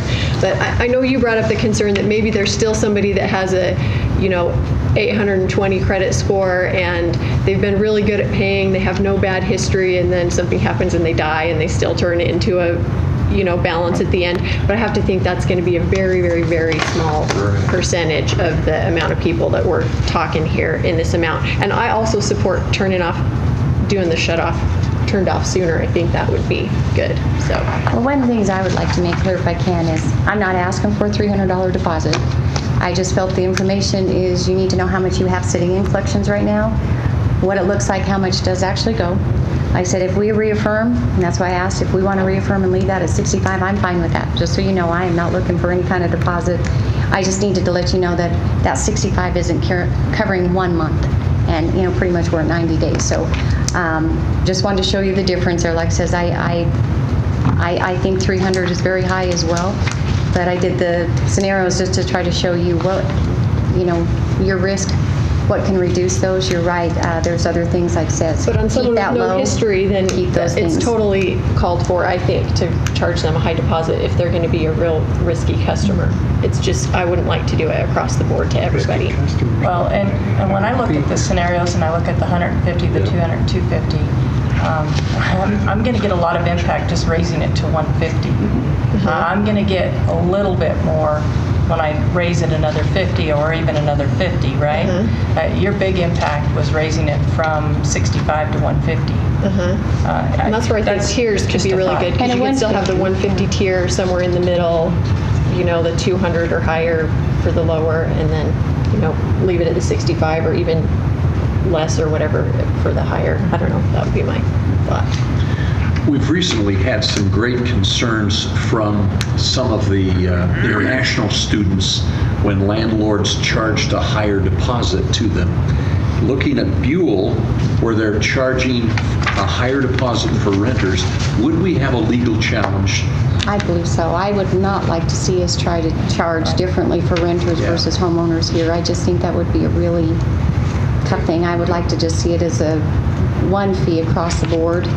Administratively, that, we're going to have to look at how that doing tiers and checking credit scores would affect us, because administratively that's going to be a lot of work for us. But we do get a lot of this is discrimination and stuff, and so it is easier just not to break up. Well, and help me with one other thing. What is the total amount that we have lost annually? Annually, we turned last year. I just did last year's. Is that what you're talking about? 51,000. 51,000. Yes, that was just last year. That was what was turned in for collections. Yes. And we got back these percentages. We got back 10,606, which was 21% of what we turned. And those aren't those accounts. Those could have been 5 year ago accounts. Those could have been, it depends on when somebody moves back into town. They can be a 12-year-old account, they could be, and they could have very easily been one we just turned and they said, oh yeah, I forgot about that bill and paid. So it's not those accounts, but that's the amount we turned versus what was collected in a year, just to show you kind of what we recap in revenue on those collections. All right, so now let's go back to this, because you told me 3,000 accounts, $600,000. Is that a 5-year average? Is that the total? That's everything we have. That was... So those accounts could be a decade old? Yes. But that's still, they're 100% loss ISAs. They sit on our books, yes. Okay. Does it cost the city anything besides the administrative issues of setting up again to pull a credit report? Well, it's a good question, but you've got to have somebody that's going to, like says, we're going to get into refunding or not refunding, I guess, or, you know, are we asking that if it's over 700, we don't even take deposits because we're still leaving ourselves open? I guess I don't know what all we would be looking at here. If we set up to go pull a credit report, what does it cost? Does it cost anything to pull a credit report? How much? We would have to check with if there's a special rate for cities or something like that to find out. Apparently, We would have to get information on that. It's not. I would guess for a big account like the city, it would probably be like $5 or something, maybe. Is that to pull the report per account? That's just a guess that I have. Would have to check with the credit bureau, but we could also adjust the initiation fee. What is it right now? 25. We could also adjust that across the board, and that's going to be something I think more people would be okay with, paying the extra $5 in their initiation fee that would cover the cost of that, rather than having to everybody come up with the higher and you could have the deposit. option too, if I have a customer come up and say, I don't want you to run a credit report, but I'll pay, what's your deposit, what's your max deposit, I'll pay that. You could have that option built in so that people don't do it if they don't want to, but I'd be worried.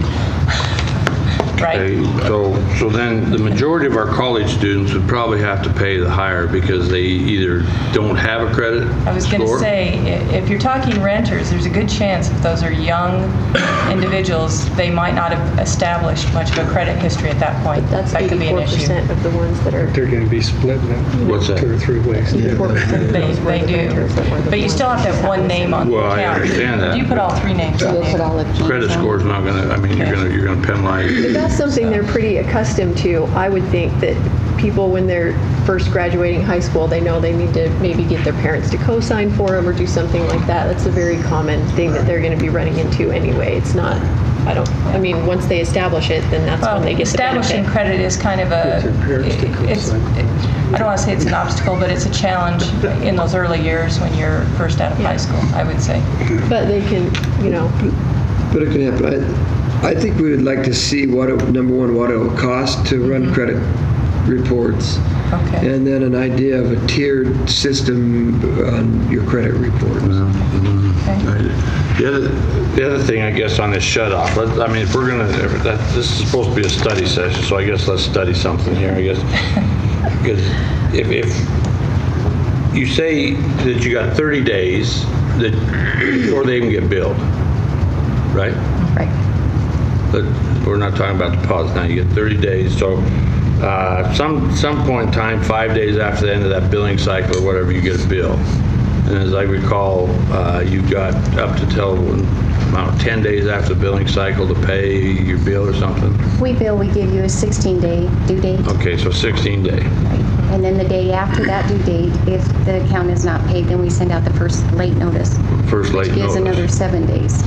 Okay, so before you send out your first late notice, essentially you're 46 days overdue or whatever. I mean, you've had service for 46 days that you have not paid for. Okay, then where do we decide after that first letter? Do you wait? See what I'm saying? I mean... Well, they don't hit the shut-off list until they're 2 months. Yeah. Right. And so we'll send them another bill. So that only gives you 14 days to the 2-month period, or are you going to go the 16 days after the second Well, once they hit that late notice, a couple days we conduct our shut off. If it's a first month balance, we haven't been shutting off, and then we send them, usually about 3 or 4 days after that late notice is due, we'll send out another billing statement. That gives them 16 more days to pay, shows that they owe that past due. They don't pay again, then we send out the second late notice, giving them another 7 days to pay. At that point, if we're close to our shut off, then we send out an automatic call as a courtesy reminder that immediate attention's due. So there's 5 notices that go out. See, and to me, that's the kind of stuff I don't think we should do. Right. You know, That costs money we need also. to figure out the easiest way to recover whatever percentage of that 40,000 we can with what we're already doing. So my opinion would be maybe increase the deposit a little bit, and then, okay, so I'm delinquent, you send me the notice, and then you give me another 7 days, correct? It's a grace period as well that you don't get your late fee, but yes, we give you another 7 days. 7 days on day 8, the water gets shut off. Okay, so what's that total? Is that 60 days from the time? That probably might give you really close to the 60 day. Because it doesn't make any sense to me at that point for us, we're generating an expense to send you another notice. Right. So in my opinion, it would be, you know when you're supposed to pay your bill, we're going to give you a letter that you're already late, we're going to give you another week. We'll give you another phone call. If you can't pay it then, you're going to be thirsty next week. Yeah, no, I've got 54 days You know, we cycle. gotta immediately do it. Which means you're almost 2 months into So that cuts us back from 90 to essentially 60 days. And that is basically how our ordinance does state. And that's what it says, it conforms a lot easier to our, so. I think we should do that and increase the deposit on the front end, whatever we decide to do that. And then see what that does with our 40,000. We've got to keep in mind the $40,000 is being paid by who pays the bill. Well, and the bonus part of this is if you're forcing them to look at shut off or pay my bill, it's a smaller bill than if you wait a whole nother month. Yeah. And so if they're having issues, it's better to face it now than wait another 30 days and make it bigger. It's harder to go through finals week if your plumbing's not working. So is there an So that advantage? cycle will be the best. Yeah, let's see, you would be in. Is there advantage one over the other, having an average of, well, like Boise, the average of 3 months versus a set dollar amount? I mean, since this is going to be an ordinance, anytime we want to change that deposit, we're going to have to change the ordinance. If we make the ordinance say there's an average of 3 months or whatever it is for the deposit, then we don't have to go and revisit that. That'll just adjust every time we have a rate increase. Right. Our ordinance currently states, this one's different because in our resolution right now, we hadn't done this meeting yet, and so we put in the resolution that the deposit would be up to $300.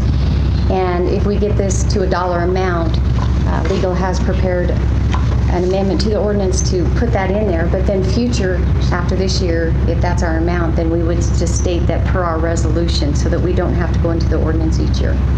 And if we went with 3, an average for every customer, you're talking 18,000 accounts. You'd have a lot of calculation to do. And that would be administratively, the initial part would vastly increase. My thought was we take the average 3 months and that's what it is. For you don't everybody? calculate, you don't calculate it on each account. Okay, yeah, on each account, yeah. If you don't do that, that would be a lot better. I think that whatever is easiest administratively. So we try to come up with what high consumption really is in the summer. We got the people up on the benches that have larger yards and the people down that have smaller yards. And so that trying to guess at what a 3-month average would be makes it fun for us. We're going to go get in line right as soon as we take a break and pay our bills. I agree with you, Steve. This is one of those things we need to get the best bang for our buck and keep it simple on the administration side so we don't create something that next year we're looking at hiring another position to recover our $40,000. It was brought up about making or having a deposit and then paying it over time. Could we split it up into 2 months? Would that be very hard to do? I mean, if we say, okay, it's just going to be $200 and it's going to be $100, you can either pay it up front or you can take the option of paying $100 this month and $100 next month. Just make it 2 months. You know, it's great. Our system is a little bit different. We've been actually trying to see how we would do something like that in preparation if you guys wanted to spread that out. Our system will take the deposit payment first. So if they pay anything, it will apply to the deposit that is owed. we have a hard time because our system at 2 months is telling us it's time to shut off. You're getting all your late notices and things. And so absolutely we wouldn't be able to go past the 2 months. We would probably have to contact SunGuard to see how that would work, because right now it showed that they would never make a payment towards the water, sewer, and garbage. It would strictly be taking all those payments to the deposit first.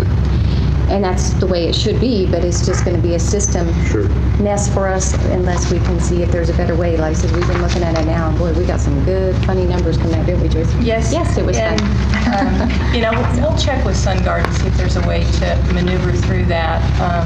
Because it would be nice. And maybe it becomes an option for the exception.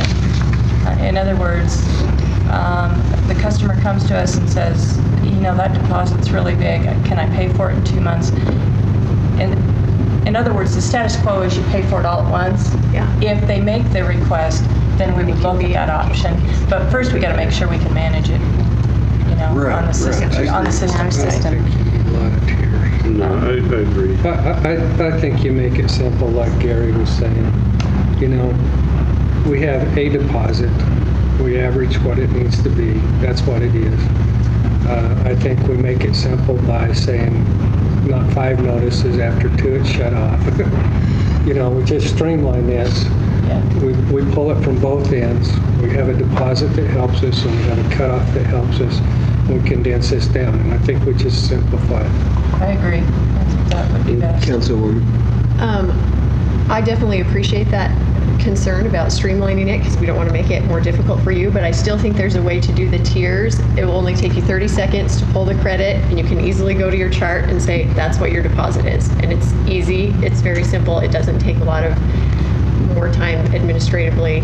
You just pull that and you say that's what your deposit is. And if we don't make a lot of extra, well, maybe we can work with you on it, or maybe we can do that, we just say that's what yours is, you have to pay it. I still think it would be very easy administratively to And we can check in on that and give you an idea what protecting against those really bad ones that are just going to stiff you from the get-go. Yeah. Well, we'll check in on that part. I mean, right now we can't give you an assessment of what it would hit us administratively, but we can check on that. Okay. I think that'd be good. I know my insurance rates are based upon my credit score, so. You buy a car Not based really. on your credit They score. don't I was admit going to that. say, That doesn't wow. happen. Well, that explains. That explains. Not the car, maybe the person. Okay. No, I was thinking my More in the section, we've kind of blended the deposit with shut-offs. Next part was the deposit if we're through with collections and trying to talk. I mean, we'll still talk about the deposit, but I need to go back to the other like screen. round numbers. I think if we start, if you have poor credit, it's $200, $250, somewhere right in there, and it goes down from there. I agree. And then I do like the ideas if you've got good credit, but you bumped up against the shut-off, you owe the deposit. And just to show what that does to us in our office, because it's hard on people when they do fall into those scenarios, and that's why I hate to collect deposits. I'm just going to say, when they've already been shut off. You look at the average sometimes, and they already owe us almost $200 to get turned back on, and we're going to slap them with a $250 deposit as well, because sometimes that's when they're struggling. That's when they've already fell, and they're trying to come up with that money to get the service back on, and then we're hitting them with the high deposit, and that's hard on them. It adds another burden to them, and it's awful for our staff to have to tell them that as well. It's very hard to face them and say, oh, by the way, we're going to hit you with another $250. And so that's one of the reasons why I really was just asking if we could leave deposits, get a deposit, leave them on the account. But if we change and do something else, I understand that's probably not going to be the way that's going to work. But There's part of this that's real world education, though. Our church has several rental units. It's amazing how they can keep their direct TV or their cable TV going. It is. It's usually a choice. And these things are more optional. And somewhere we've got to get to the place that this isn't an option because it goes to fund time.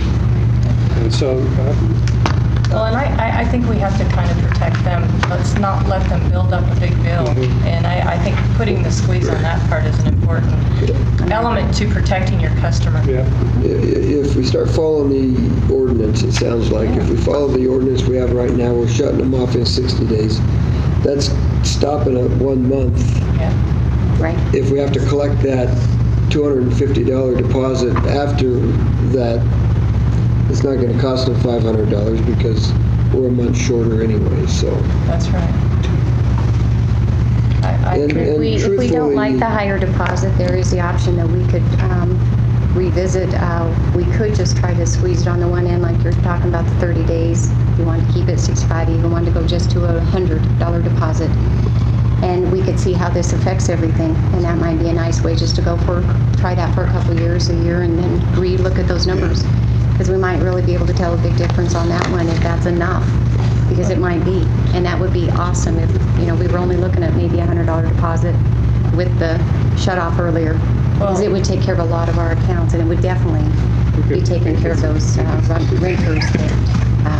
Well, if you hold that deposit, and you have the $100 or $150 deposit, and you've held it, when they come back in to pay for after being shut off, you've already got $150 of the $200 or $250 deposit. Well, so that's going to help as well. I think you look at the scenario one on the 150. I mean, you're going to reduce it by 58%. I mean, that's, and if we had shrunk that time-wise, your reduction would probably be even larger because you didn't let them bill the 3 month. Right. So even at 150, you're going to have some major turnaround on your situation. And that's a minor increase. And if you only went to 100, you're still going to get some major impact. So that, I think those can make big differences. Are you ready for the next one? I guess this one is kind of basis if we're going to take deposits and have deposits on every account, whether it's kept there. That was that question. So I don't know if that is pertinent. Yeah, I think so. We'll probably just move to that one. What we're looking for was from you today was the decision on the deposit amount. You're probably more confused now than when you came in here, aren't you? I'm not. I don't know if you guys would. 150 for everybody. That's my vote. And shorten it, right? Yeah. What's that? 150 and shorten. 150 and shorten. Well, and execute the ordinance as it is. I would, and I'm okay with that. I would like to see what it would take to do the credit check and all of that stuff before we bring it out in front of for final decision. I would like to see what that looks like. Okay. I don't want to penalize somebody that has really worked hard to keep their credit going, and I think that I don't think we're having a problem with those people. Right. And so why are we charging them so much more to do that? It's amazing who's on the shut-off list, Mayor. They'll have 150 when they work there. Who's on the shut-off list? I have no problem with 150 being the bottom dollar No, I can't say that we specifically, charge. but I'm saying there's prominent, it's not that they can't pay. It's if they do pay, and that's what it comes down to. It's not about anybody, whatever credit score they have. They're either going to pay it or they're not, and if it's the last bill they think about or whatever, they head out to our shut-off list. And Can we go back to that last that chart, that one right there? This is why you don't differentiate between renters and property owners, because if you look at those numbers, they're not really significantly different from one another. It goes back to what you were saying just here, is that it's not maybe that they can't pay, it's just, they are just slow. I mean, it's not a priority, but Well, run a credit report. If nobody wants to do that, run a credit report. Leave the deposit at $150, hold on to it, but if they have a low credit score, make them sign up for the automatic payment, opposed to begging for it every month. You want your water? They may just overdraft. Oh, you mean like a bank draft? Yeah. Is that what you're indicating? Yeah. some of the things we see with that, anytime you have bank drafting, it is really better for people who have balances in their account because our due dates change so much during the month. If they get paid every other Tuesday, it's really hard. I know what you're saying. We can do that. If they bounce one, you've got another fee on them. They got their bank, we charge them 20. Sometimes it's really hard to hit them with more fees when they're trying, and just it's a 2-day before a payday. And that's what we see a lot with those bank drafting. I just heard, they can't keep a balance in there. I just heard you say that people with good credit don't pay their bill. But they usually have money in their They have their money in their account. Oh, and he's If saying they're bank getting transfer. cut off, then why aren't we forcing them into automatic payment? Well, is that just certain people, or are we trying to tell everybody they have to do automatic? Because that's what I'm saying. Okay, I misunderstood that, because I was thinking if some of the people that get I'm shut just off saying, we're afraid to do a credit report, and I don't understand that. And we're afraid to charge a deposit on the amount of the credit report, but we know who our habitual people are. We know that the ones that are creating the $600,000 loss that we have right now, we know who they are, but we're afraid to really do anything to make that step to collect that money from them and protect the people, the rate users that are paying their bill. Well, I think we create the ordinance to address what we can do at this moment, and then we check into on the credit side, and if we can add that as an implementation, then we would just amend the ordinance to address that part. And I like the credit idea, don't get me wrong. I think, but historically, the thing that we need to be concerned about, the decision we make, how much does it increase the cost on our end to do that? Because it's relevant. That's the part that we need to check into, both in administration and whatever the cost of the credit. That's why I said we're probably not ready today to make that decision. But to address what do we do in the we have one more council meeting before October 1, and our resolution for fees takes place at that point. That's why it was trying to be addressed in this time period. But I'm saying that even if we do take an initial step, doesn't mean we can't go back and amend it and make it what we need it to be, or what we want it to be. And I think that's what we should do. We should make that decision, and then while we're doing that, look at the credit thing, and if we can determine that it's easy for our people working at the counter in there to do that process and to get that credit and to work that, I'd be all for that. Well, and I agree, Gary. I don't want to charge, and I don't want to increase the administrative fees and stuff like that, but we obviously have a problem. There's a $600,000 bogey sitting out there. Yeah. But it seems to me like we're not willing to take the step to correct that bogey. We're trying to protect everybody else, and it's costing the ratepayers the money, and it's actually taking time right now anyway to try to figure out how to collect that. And so if we can prevent that, it would be nice. Well, I'm all for a $150 deposit right now and putting that in for October 1 and all that. I'm all for that, but I would really like to see us address the real problem and not dance around it. I think that we could come back in October, give us until the next study session, and we can come up with information to present to you to let you know what would that scenario look like if we add that element. And then that way you can make an informed decision at that time. But I agree. If you've got habitual people who are taking advantage of the system, the credit score is going to tell you a lot, because they're probably not just doing it with us. Right. Clarification for me to get the information for if we're going to go forward. I guess I'm a little bit confused here, because if we're going to do the credit reports, which I have no problem, that's not the issue, but were we kind of leaning towards if they have a high credit score, we don't take a deposit on them? Or is it just all of it? We want the cost both administratively and for the fee charged to do credit. Once we get that, then we will decide the next step. So it's not about, we were looking at not taking deposits on certain credit scores. We're just looking at what that was going to do. We haven't contemplated it, or they haven't contemplated it. I just wanted to clear that there was, sorry.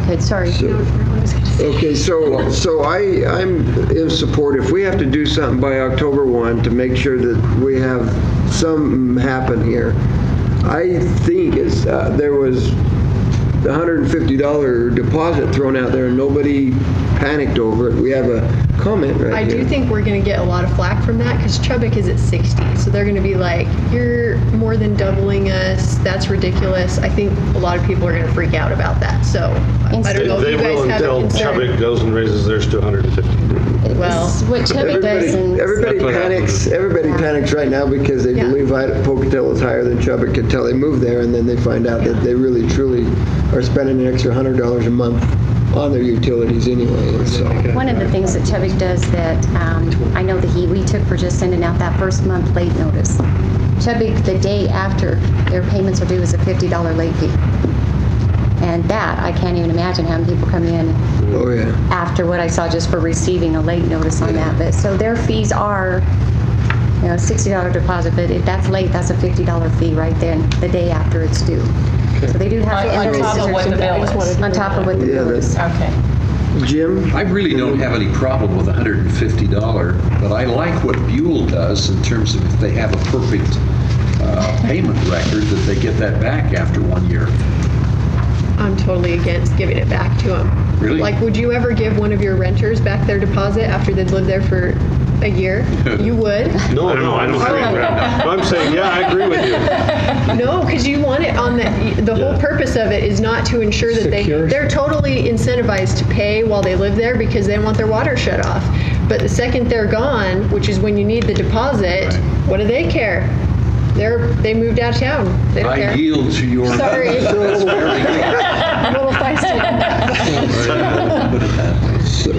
So I'm going to get beat up by probably 3 members anyway of the council right here. But what if we entertain the idea of having the landlord be the bill payer? No way. See, I told you already. It's good. Currently on our ordinance, and thanks for asking, we do have that if so many renters are turned to collections, that we can make that decision to have the property owner keep that in their name. And that is not a popular thing. We've had, as you well know, we have had landlords complaining about that. They don't feel it's a responsibility, and so they do not like to keep that in their name. In that table, you will see that some of them require all property owners will keep it in their name. No, I'm not trying to be argumentative to you on this, but another way you could do that rather than making it be in their name would be that maybe we amend the ordinance.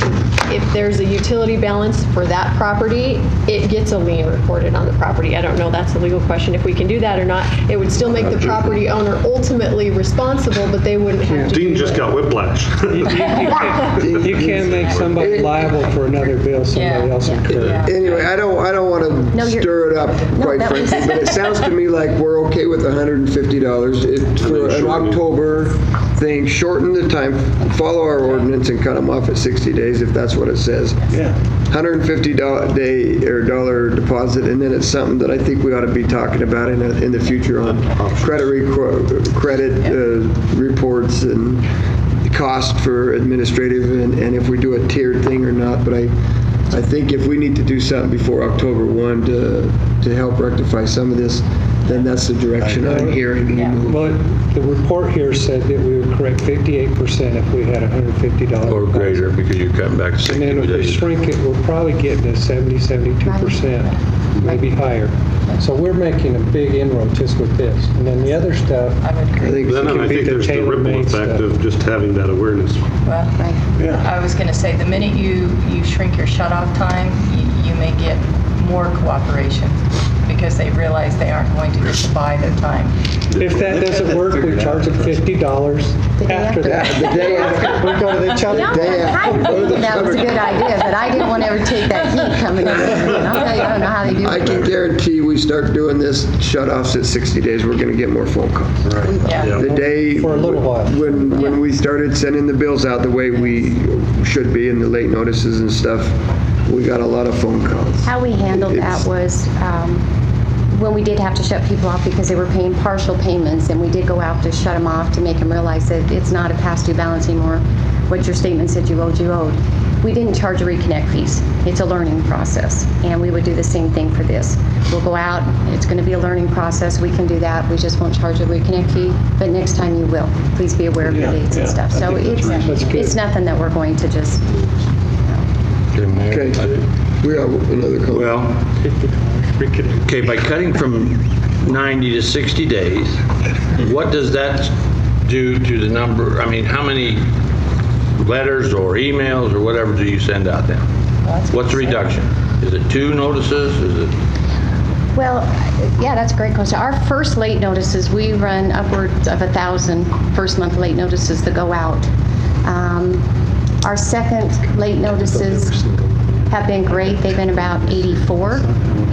So the first month late notices are not, that's still going to be the ones that go out. So we're not going to see the reduction as much in the second late notices. It's one less thing to do. Okay. But it is, and So you say you're sending out 1,000 late notices every month? yeah, anywhere from 1,000 to probably. And then your second late notice is 84? And so by going to 60 days, that 84 would be eliminated, or? Well, I sure hope. If nothing else, you know, it's funny. Those might be the same ones that are that are our trouble accounts. So that may fluctuate hugely or not at all if they're still the ones that are having lots of problems and are unable to pay. So we just don't know. But it shouldn't get any worse, I would say. Then you're going to get your water shut off. Yeah. You're not going to send. Okay, so that's where we're at. We're one late notice, then your water gets shut off, so They would 84. get a bill, a late notice, and then we will back up our automated phone calls that they would get those. Okay, so, These people with the first month late notices have never received their courtesy call, so I'm pretty sure that will be a real good eye-opener when they finally do get a call that says it's courtesy call, please contact our office. I think that will be an eye-opener for them when they get that, saying that they need to, because right now they haven't been receiving those. okay. So then we would also reduce a automated phone call? The automated phone calls was reduced when we started sending out the first month late notices. I see that going back up to where it used to be. It's 16 cents a call. It's not a huge thing for us to handle.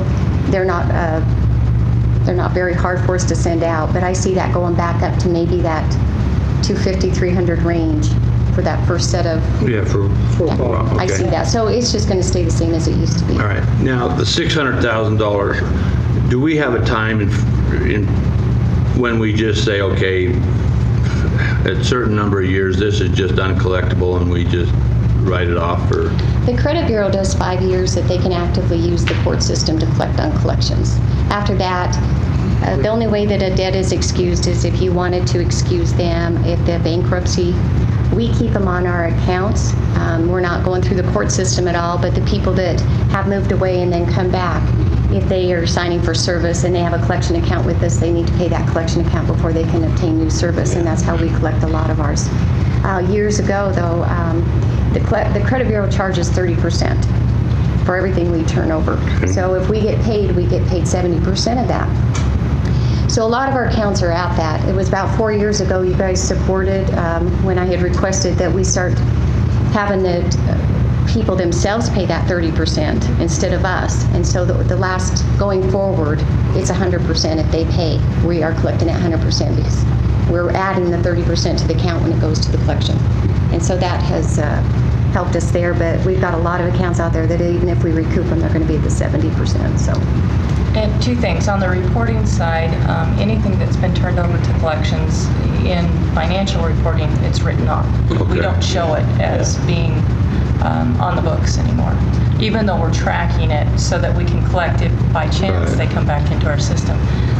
Second thing, I was just thinking on the education side, maybe in the newsletter that goes out with our utility bill, an explanation of this change that's about to come down would be a good idea. A good information, educational. The bad guy. Sorry.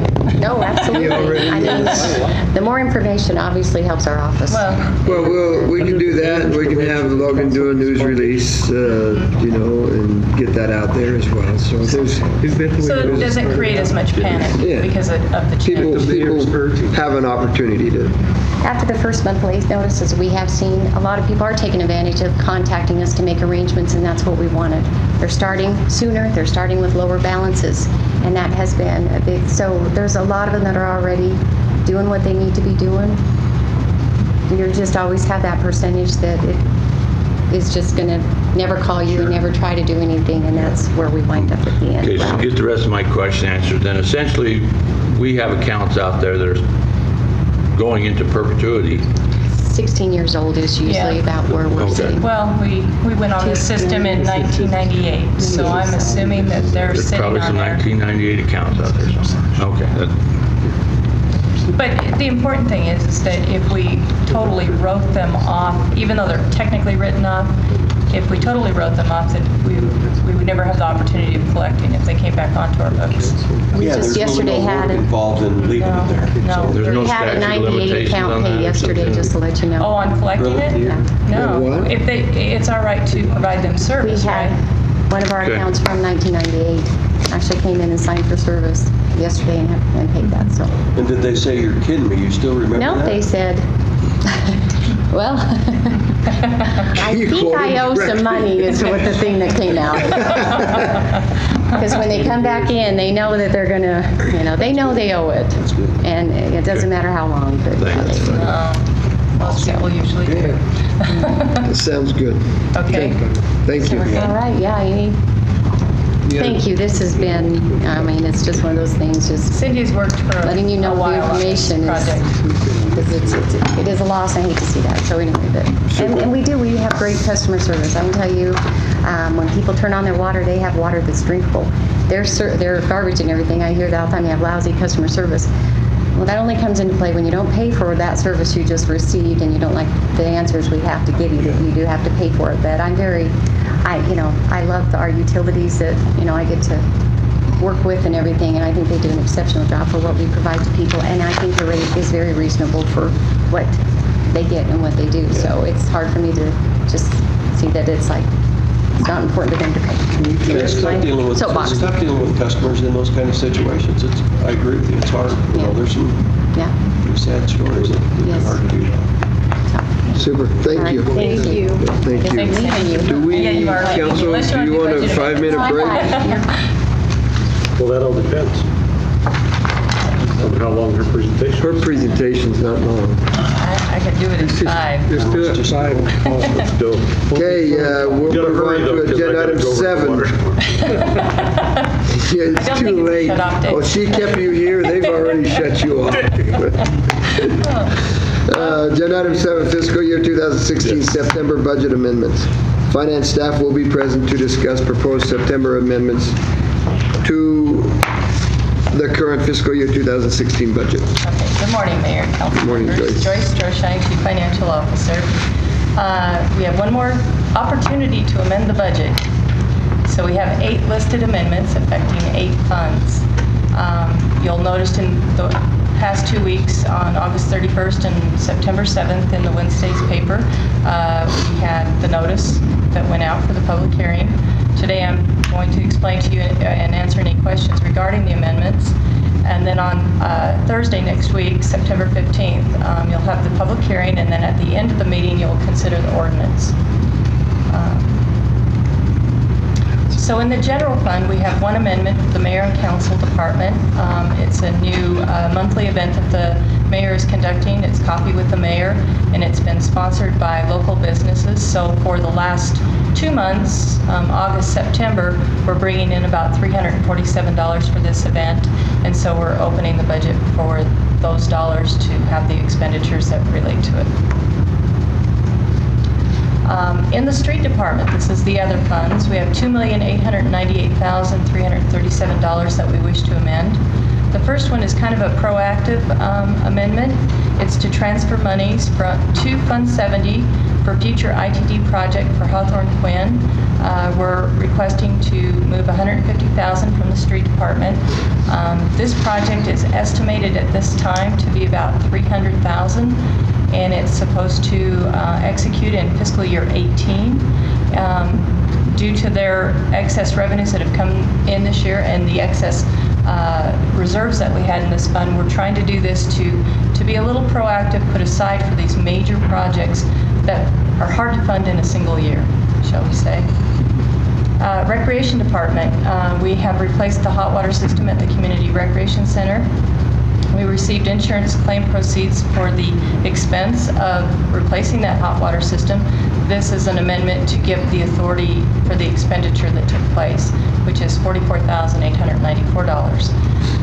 In the Transit Urban Fund, they experienced additional part-time wages. They have grants and additional match monies that came from the city of Chubbuck. So we're requesting to open that for $20,000 to assist with that. They had a delay in executing their the reduction in service this year. It didn't really occur until March, and so this will help with that. Science and environment, additional monies required for the completion of the Martin Luther King ITD project. We need $22,938 more dollars to transfer from science and environment to Fund 70 to cover the expenses that have taken place there. And if there's a refund that should come in from ITD regarding this project, we would make science and environment whole to that. But at this time, we're trying to keep the Fund 70 whole to the expenditures that have taken place. In the water fund, we're going to transfer monies, or requesting to transfer monies to the water construction fund.